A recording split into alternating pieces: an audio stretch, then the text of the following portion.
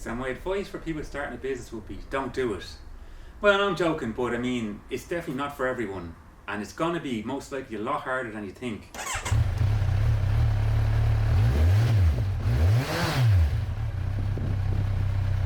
But yeah, I mean, go into it with your eyes open and expect everything to be twice as hard as you think, it'd take twice as long. And I mean, just make sure you're resilient and be willing to stick at it for the long haul.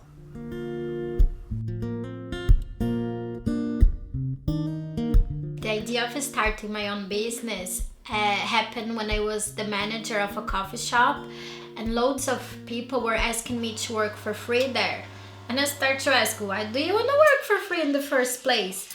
And then they were always saying, okay, because I want to be a barista, but at the same time, nobody's willing to give me the training, and I cannot afford the barista's training that were available that time. I was at a time in my life where I was working as a motorbike courier, and I got a hearing condition, so I couldn't do that anymore. And I'd recently done some work on a friend's motorbike, and he was kind of amazed that I managed to fix this thing that other shops had struggled with. And he encouraged me to do it, and then eventually he lent me some money to rent my first premises, and then I had some tools myself, and then here we are 9 years later. 8 years when you have your own business. I can say I had loads of joys, but I would say yes, my new barista school, I think so. It's tiny, it's a boutique barista school, but it's mine, you know.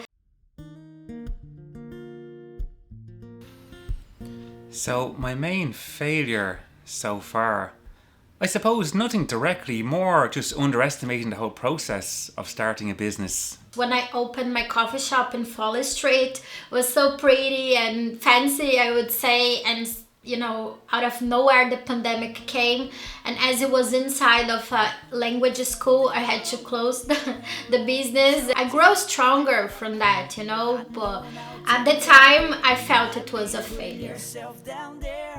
Trust me, I'm just like you, and I know how hard. Managing personal life and work can be quite challenging because hours are very long with being an entrepreneur. So I suppose the key is having an understanding partner, which luckily I do. She's amazing. Luckily now I have a partner who is also an entrepreneur, so he kind of understands this crazy lifestyle. I think we help each other in that regard, and is supportive, I would say. So yes, now I think it's okay, but it's like it's a 24 hours business, you know what I mean? Can you ever not think about your business? Maybe. I'm not there yet. Not there yet. Yeah. We won't care at all. We won't care at all. I've never been a business person, I'm not sure, but I suppose with a business person you more maybe go to college and you get trained into the art of business, and you kind of more the day-to-day running of a business, where I think an entrepreneur is more about going into something, you know, having an idea and just trying to make it work and figuring it out as you go along. The main difference between a business person and entrepreneur, I would say that the business person is more connected with the mechanic of the business, while the entrepreneur is more about creating value, and you know, there is all the passion and creativity and the need of getting idea and put out there from sometimes scratch. So yeah, I think that's the main thing. How come so far?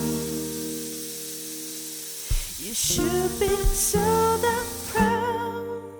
Yeah, we finally made it. Right or wrong, here we go again. Well, this time we'll just let it go. Step by step, we won't overthink about what is going on.